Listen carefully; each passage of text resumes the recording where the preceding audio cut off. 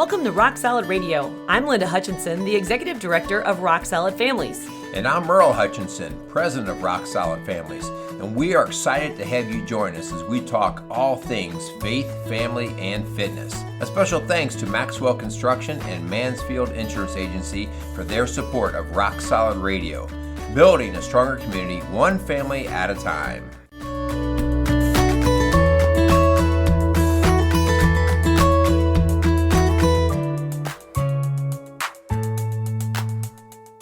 Welcome to Rock Solid Radio. Hi, this is Linda Hutchinson, the Executive Director of Rock Solid Families, and hope you're having a great summer day. Lots of heat and humidity, just the way my hubby likes it. I love it. Yeah, speaking of which, hi, honey. Hi, how are you today, babe? Yeah, so glad you can join us. I would hope. Well, I know you'd rather you act like I'm a guest. Well, I know you'd rather be on your bike or your new little toy instead of recording a show. My new little toy, that probably needs an explanation. I'm not sure where you're going with that. Yeah, tell them about your new little toy. You haven't even told them. So I have ridden for, since I was right out of high school, I started riding bikes. So I've always been an avid bike rider and runner. And about 5 years ago, the knees just really started falling apart. I had some knee surgeries, blah, blah, blah. That's not fun. And I've had my eye on this thing called an elliptigo. Now, I am not a paid endorser of that product. You've wanted one for 10 years. I've wanted one for a long time. Yeah. And I finally, this past spring, was able to get an elliptigo, and I am loving it, man. I mean, Honey, I look like such a geek. Oh my gosh. I like that part too. Our But daughter does not like it. no, I like out. the I write it and I say Mackenzie's dad on my shirt. Yeah. But man, I mean, it just feels great on my knees. I'm getting great workouts in. It has definitely put some kick back in my step. So anyway, that's my little toy. Yeah, that now you're gonna have a spike in elliptigo sales. Hey, when, whatever. But that's not really what our today's topic is about. No. Actually, I believe today's topic is a game changer for marriages and families. And it's the whole concept of being all in, not just your toe in the water, not just getting up to your waist because you're cold or you're scared. It's taking that leap of faith and committing to being all in for your marriage and your family. And so we're going to talk about what does that look like and how do you get there? Yeah, hon, when when you're putting this together and stuff, I was a swimmer in high school, and then, did swim coaching for almost 10, 12 years. And swimmers will relate to this. Everybody can relate to this that's ever been in the water, but there are different ways that people get in the pool, especially swimmers. And the only way that I found to be successful for me was all in. Yeah, because a morning practice, it's 5:30 in the morning. Your body still wants to be under the blankets, and that water is 78 degrees. And there's only one way. I'd run down the side of that pool and just dive right into the deep end because if you can't put your toe in a little bit, it's miserable and it'll take you an hour to get there. Yeah. So just getting all in is the only way I could ever do it. So that's what we're going to talk about. We use these words and these phrasing all the time in our sessions, and so this will probably be another one of those homework assignments that we give to some couples who are coming in our office and they're kind of sitting on the fence and they're putting their toe in the water or they're just struggling, and so this is going to be for you and for everyone else out there listening. Time to get into the water, baby. Exactly. But before we do, we better pay some bills. Yeah, let's do that. So I want to first thank Mansfield Insurance Agency. They have built a reputation in business built on caring, listening, and protecting their customers. Mansfield Insurance Agency began in 1981 by Jim Mansfield and is dedicated to serving individuals and businesses in Indiana, Ohio, and Kentucky. So if you have an insurance need, call Mansfield Insurance Agency at 800-230-3927. Yeah, Maxwell Construction is also another one of our sponsors, and they were founded in 1988 by John Maxwell. And since that time, Maxwell Construction has grown and expanded to become one of the most recognized commercial construction companies in the tri-state area. So whether it's a school or a restaurant or apartment building, retail center, Maxwell Construction is able to meet your needs. So call them today at 812-537-2200. All right, very good. So we also have some announcements that we want to work through, and we've mentioned this in some other shows, but we're going to continue to drive this message because We believe in our message. We believe in our message. It doesn't mean it's perfect or right in every single way, but we believe that the message of families and marriage is one that needs to be at the top of all of our priority list if we're going to make things better in this world. And so one of the things that we have been struggling with is just marketing our message, getting our message out there. We're terrible marketers. We love to work with people. We love to teach and coach, but to actually get down and market what we do, get the message out is just pretty pathetic. So anyway, one of the things that we are learning, we're getting some help in doing that. And one of the things is getting people to rate our shows. And so if you go listen on iHeartRadio or Apple Podcasts or any of these, there's an option to rate the show. And we ask that you take a minute. Go down there, give us a 5-star rating. Even if you would, put a comment of something that maybe we've said or done that has been helpful. Because here's the deal. If we don't get a message out that we like that's good, there are going to be other messages out there. There are. And a lot so, of opposing what messages. kind of messages do you want to get out? Those are the things we have to promote. And we're asking you to help us promote. And we also have heard that Google and Facebook are just 2 free platforms that we are just not taking advantage of as much as we could. And so that involves you as well. If you could go to Google or Facebook and review Rock Solid Families, it only takes a couple minutes, but it helps us expand our reach. And it really, bumps us up on the search platform so that if people are searching counseling or divorce or, family therapy, that we would pop up in a way that helps us get to the families in need. So. Yeah. And the other thing that you guys, our listeners, already do a great job.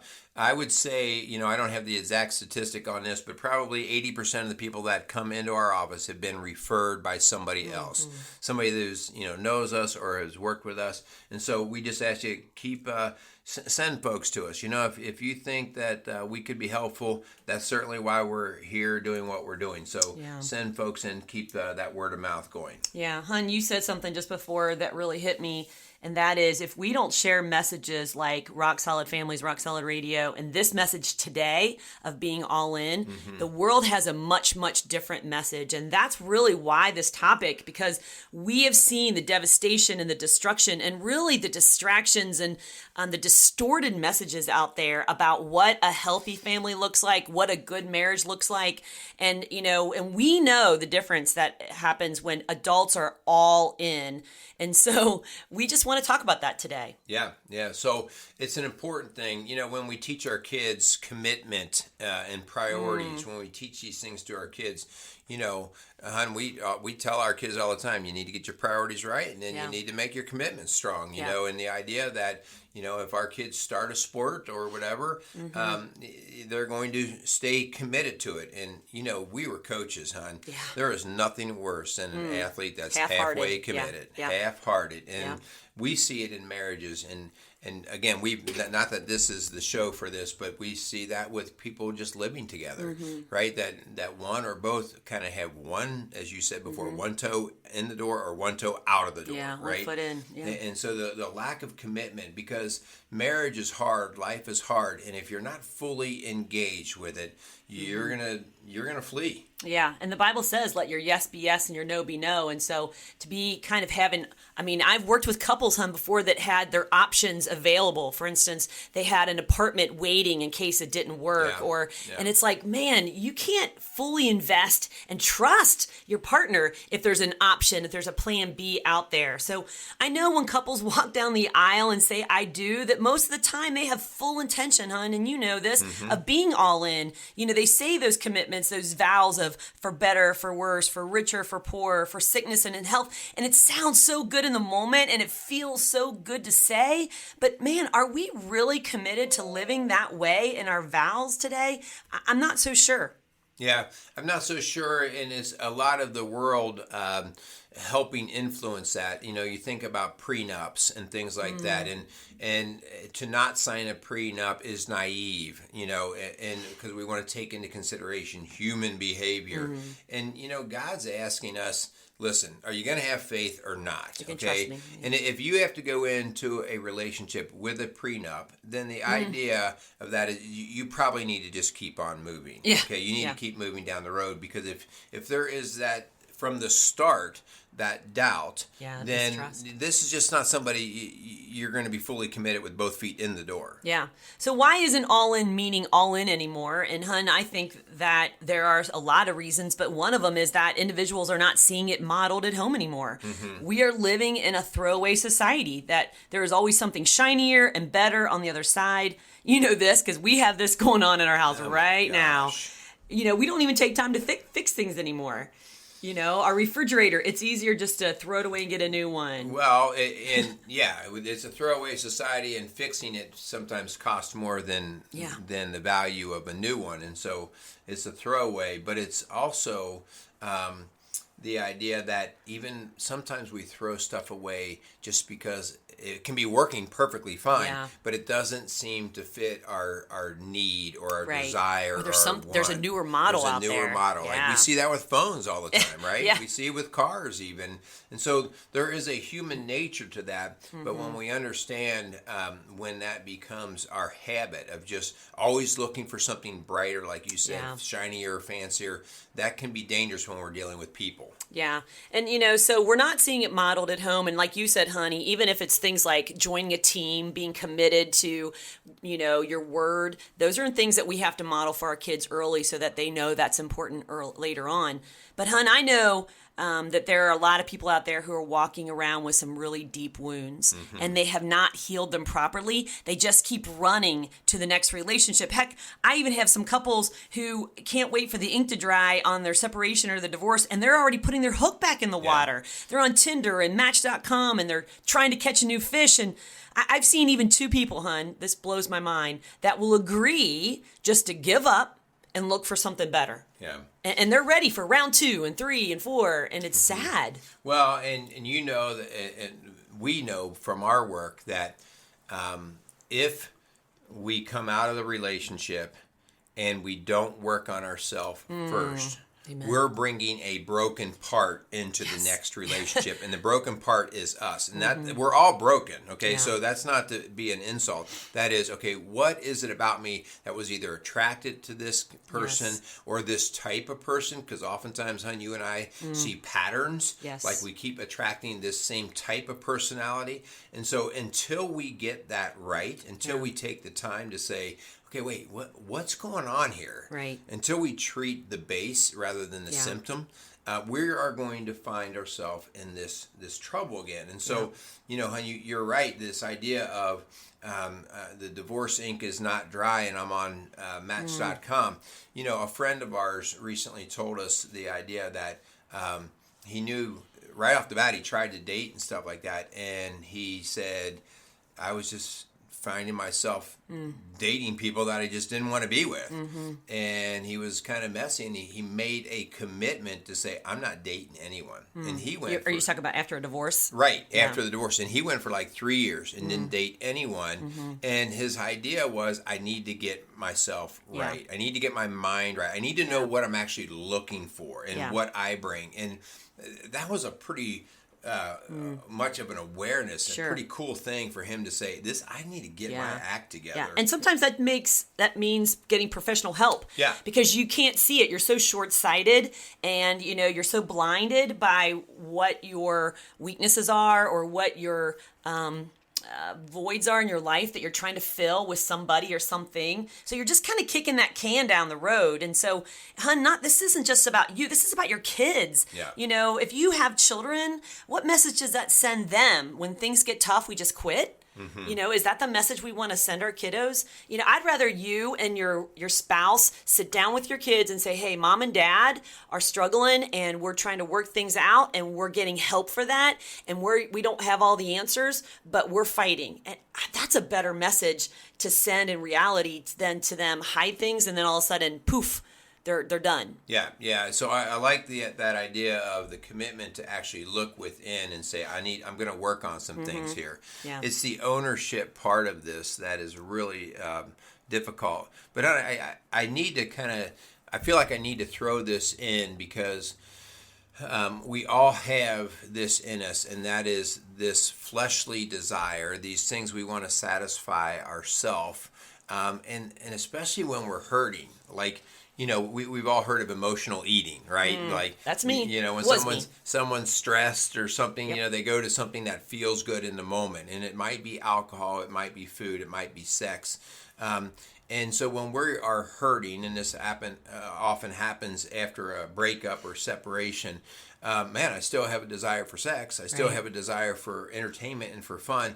And so I quickly try to satisfy that human desire. And man, if I let that be my guiding principle, I am going to be back in the same garbage. Yeah, I mean, we see that all the time. And so it's not to say you're not going to have those. It's to say, put them in check. Yeah. Put them in check. Don't let your desire for sex be the thing that drives you into the next relationship. Oh, yeah. And it clouds your perspective. It clouds your emotions because now there's this intimacy that you've allowed back in. And so it's hard. It's hard to say, nope, this isn't good when you've already kind of, gone all in. Sexually with somebody. But hun, I know there's some people, and man, I just had this recently, for some that they feel like they've put so much effort into the relationship. They're exhausted. And I believe them. I'm not saying they're lying, but hun, I kind of compare it this way to some couples. I tell them it's kind of like you and your spouse are in a rowboat in a lake, and you want to get to the other side, but you're bickering and fighting, and you're saying you're not giving up, but you're rowing in different directions. It's exhausting. You find yourself just going in circles.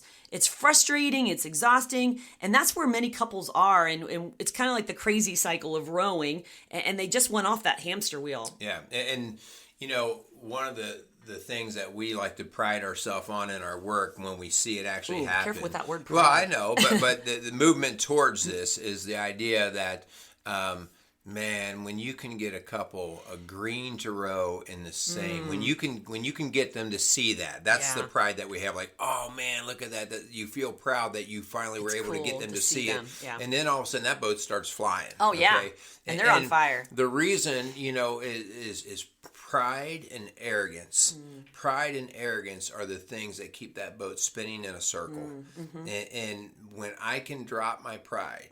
And again, when both of us can drop our pride and say, I got things to learn. We want this boat to go somewhere. Yeah. We are tired of spinning. We want this boat. And man, when we're talking about the boat, we're talking about your family. Yeah. We want our family. We want our legacy. Yeah. We want the future to go somewhere. Yeah. And this is how we do this, by breaking down our pride and our arrogance and saying, hey, let's come together on where we want to go. Oh, and I could have a whole show just on that, because I have seen that, and it fires me up. And there's other couples out there that I know you're hearing this and you've experienced that too. You need to share this show. You need to tell them what happened when I dropped my pride and when we went all in. Hun, we even have couples who had divorced and then realized that they didn't have the tools and that they had given up so early. And now they're reconnecting and they're married again and they're rowing in the same direction, and they are so happy with the fact that God has been in the center of that direction. You're right. I mean, we see that a lot, and one is dropping pride and getting aligned in the same direction. The other idea is that we have to understand the tool problem, right? And again, this can be on both sides, but we see this a lot, and I'll just call it out for what it is.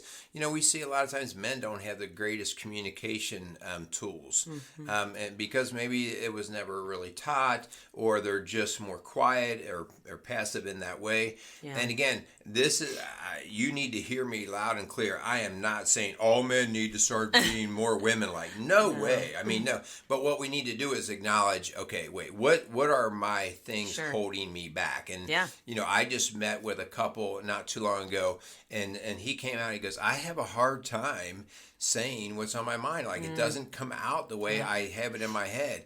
And his wife said, that's why you're so good at writing. And he just kind of acknowledged that. And she said, yeah, when he's really upset, he writes me a note. Wow. And I'm like, dude, that is so cool. That is so cool. Yeah.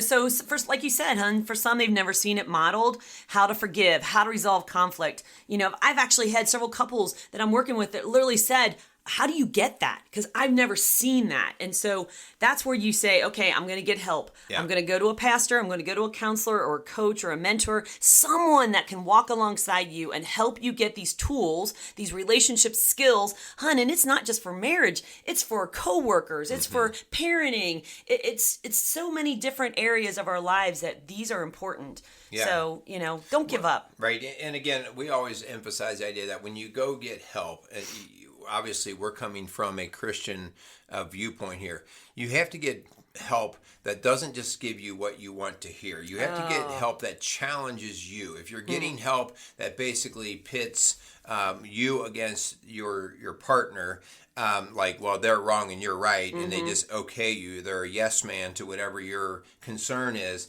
That's not help, okay? All that's doing is making the boat spin more drastically faster in a circle, okay? Yeah. Hun, I don't know about you, but I've ticked off some couples before. Yes, you have. I've said things they didn't want to hear, and they came out mad. They left mad, and some never came back, but some did, and some were ready to work. And they were acknowledging that you're right, I am wrong, and I have work to do. But for some, they didn't want to hear what I had to say. Right. And I wasn't about to sugarcoat it. Well, so, yeah. Well, I mean, we both have done that, and it's never the purpose to go upset our clients. We do look at what we do as being coaches, and one of the big differences between coaching and counseling is that idea that you are directive, that you are saying, okay, this is where you are, this is where you tell me you want to be, and to have that direction, and that's why as men, like with our whole Strong Dads program, I mean, now I've got this group of guys who call each other out, and I love it, and they do it in love and fun. Like this morning, man, we had some talk, and we're getting called out. Like, well, why are you doing that? And that's the kind of counsel that allows me to grow and be sharper. Yeah. And the last one I would just say before we get into some practical advice is just we're giving up too quickly. Let's face it, not just in marriages, but in school and jobs. When things get tough, people are giving up.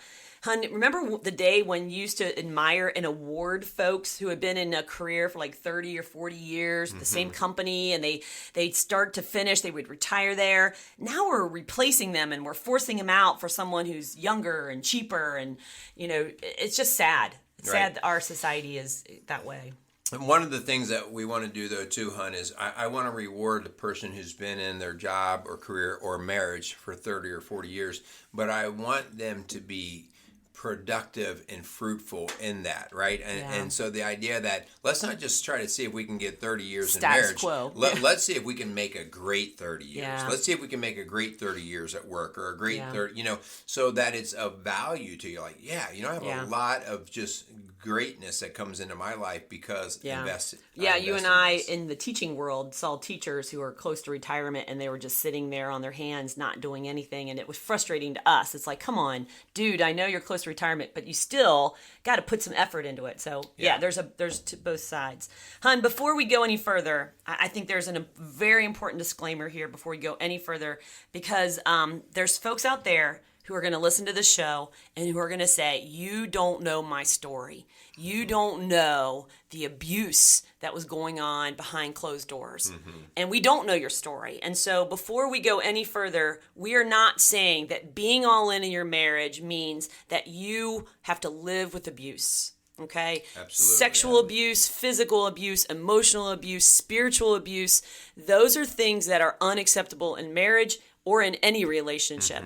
And so those are things that are game changers. And we're going to be actually talking about that, Hun. This is one of those hot button topics, kind of like racism where we tackled recently, that we are going to tackle here in next week's show. So please, if that's your story, tune in next week because we're going to be hitting that specific on. So we're having some assumptions here that you have two good-willed people who maybe are rowing in the wrong direction or have just given up, and there's no abuse involved here. Yeah, I mean, and that's a great point. We always want to talk that way. If somebody's in an abusive situation, then we're the first to say it's time to get out. Yeah. Okay. Separate, it's time to get out. Some help. Separate, get help, and then make some assessments as to the best direction forward. Okay, so we have kind of given some background on different areas that we all struggle in marriages and relationships struggle. But let's just try to get real practical on some steps that we can start to do to to make things move in the right direction and to be stronger. Like I said before, let's not just try to get a 30-year marriage. Let's try to get a 30-year great marriage. Thriving marriage. Yeah. So what can we do to be all in? I think, one of the first things to remember, and I say this all the time to couples, is love is a decision, not a feeling in the moment. We were just talking about this on the Strong Dads podcast, Hun, recently. You may not be feeling it today, but if you gave up every time you weren't feeling it, oh my gosh, you'd be on a roller coaster. Yeah.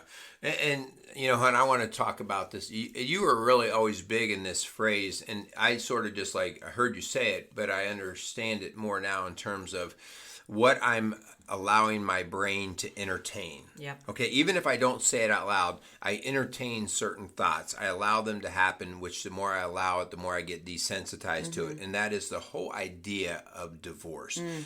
Don't threaten divorce. Yeah.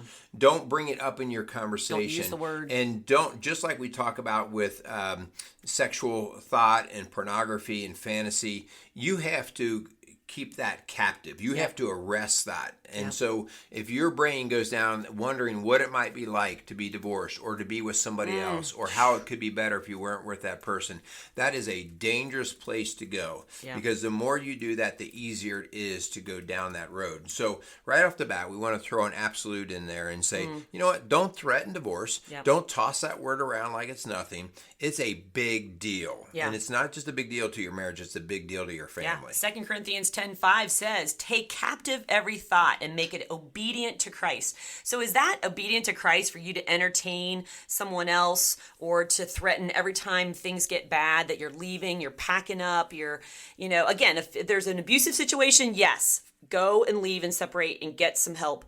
But just take that word out of your vocabulary, commit that when things are good, that even when things are bad, I'm going to stay in the fight. And it just undermines the trust with that partner, that they always are watching their back. Yeah. So another point that we definitely find to be a big deal in today's world is the comparison trap. In Facebook, social media, Hollywood, TV, that we find ourselves looking at the green grass on the other side. Everybody is sharing their highlight reel, their best game forward. And so the comparison trap is really, really dangerous, okay? Hun, we talk about each of us brings strengths into our relationship, but that also assumes that we bring weaknesses into the relationship as well. And if I want to spend time thinking about your weakness or how somebody else is stronger than you, another lady is better at this than you are, and then I start to substitute her in that place for you, I am getting myself in trouble. Yeah, and you mentioned pornography before, and that's one of the greatest tools of the enemy right now, is that if you can go online and see this really sexual, attractive woman and she's doing things that your wife doesn't do or your husband doesn't do, then that just plants those seeds of comparison and definitely warps your relationship and really destroys it. Yeah, I want you to think too about comparison. Let's just think of, I won't even use the sexual thing. I'll flip the script because there are things that I don't do very well. I can't think of one right now. No, but the idea that organization, okay? So organization is something that is not I like things organized when they're working, but I'm not real good at getting them there. And especially when we're running a business and stuff like that, those are things that I find is a shortcoming.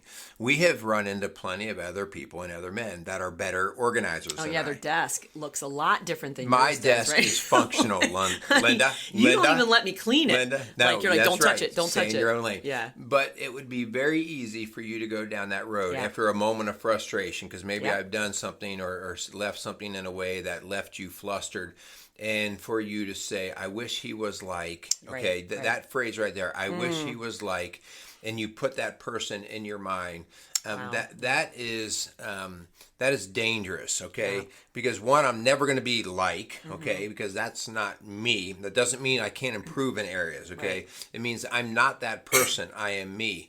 And so, again, it is a focus on who each other is and their strengths. Yeah, and I've actually heard couples in our office say that they do get compared to so and so, Yeah. and man, that just undermines that spouse's self-worth. It does make them feel like they have to watch their back.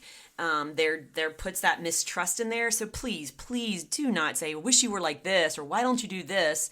You know, the grass may be greener on the other side of the fence, but it still has to be mowed, babe. So Yes, it does. yeah. Yes, it does. Another one is working at it. That marriage is work. There are so many great rewards in a good marriage, but hun, it's not just sitting back with a Mai Tai and a chair and, you know, expecting it all to happen on its own. Instead of pointing fingers at what your spouse is not doing, how about looking in the mirror and asking, what is God asking for you to do today? Not tomorrow, not next week, but today, because it's worth it. But, and you know, honey, you say work at it, and I think sometimes we're working at the wrong things. We're working at trying to change each other. That's that rowboat thing. Yeah, we're working at things that give little return back, and so that's why that word "work" goes. Oh, you know, this is never going to change. So, Right. and I think if we. I more and more I find the word that matches for what I'm trying to do with couples is, are you coachable? Are you going to work on yourself? Okay, and when you start to direct that work on what you're going to do for your marriage and for your spouse, it's no longer an endless battle of slamming your head against the wall, Right. because you have the tools to help change yourself. Yeah. And you know, Colossians 3:23 says, work, or whatever you do, work at it with all your heart, as working for the Lord, not for human masters. And so if you're not married to a believer, this is hard, because what we're saying is, don't do it for your spouse. Don't do it for your kids. Do it for the Lord. And then that changes our attitude and our reasoning and how well we're willing to work and be coached. Okay, and so once we get to that point, and this is kind of a no-brainer for us in the work that we do, but it's obviously not a no-brainer for a lot of couples that are out there. You've got to put healthy boundaries in place. You've got to understand where Satan works, who he could work through. And so these healthy boundaries, like, hun, you and I, one thing that we do right off the bat in our business, we know that people come in here emotional. Yep. I mean, usually they're coming in because something's not right, Yeah, exactly. and they're hurt. And so for that reason, I do not coach or counsel women. Yep. Unless I'm in your presence. Yep. And you don't do that with men unless Right. I'm in the presence or their spouse is in the presence. Yep. And the reason for that is just because, man, if somebody's in an emotionally sensitive spot, Right. and I happen to give the right words, Yeah.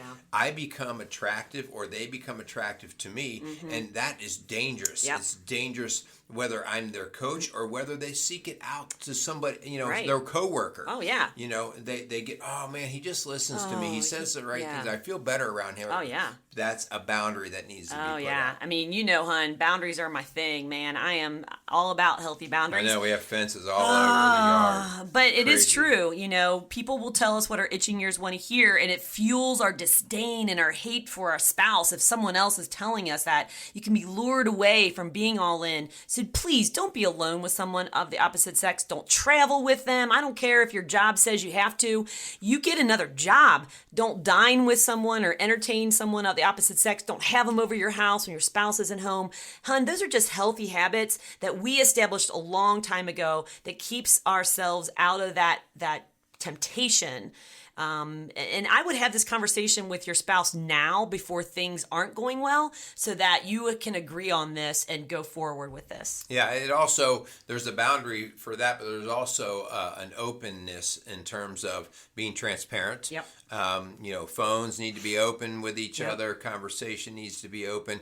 And it's just because you don't really want other things to become obstacles in, Yep. or doubt and mistrust becoming obstacles Right. in the marriage. So, That's huge things that we And so can as do. we kind of wrap up, really what we're saying is keep your marriage as a top priority. That your focus is, one, we believe that the Lord needs to be priority number one. We've done tons of shows. It's been involved in most of our conversations that when we put God first, everything else kind of lines up better. But spouse has got to come before kids, hon, or work.